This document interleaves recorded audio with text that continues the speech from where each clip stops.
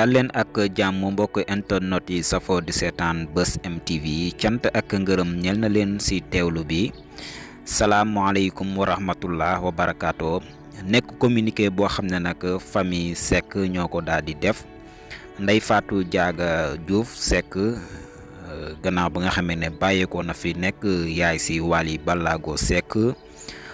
moom nag tey jii nag si mercredi bi bu 17h30 jotee ñu ngi communiqué wax ne nag dinañ ko denc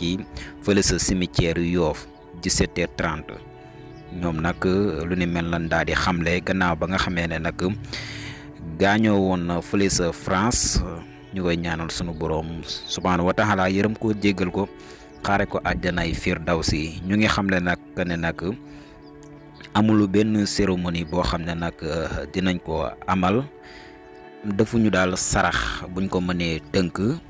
dañuy yemale lépp si bés bi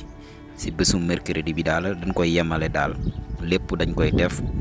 defuñu ñetti fan wala saraxu semaine moom daal soxna si dañ koy yemale si lu ni mel lañ daal di jot ay information di wax inna lillahi wa inna ilayhi raji'un rek képp ku jot sunu vidéo nga daal di koy defal benn fatiha ak li nga xam ne nag moo di 11 lixlaas ñaanal sunu borom subhaanahu wa taala moom mi di soxna Fatou Diaga Diouf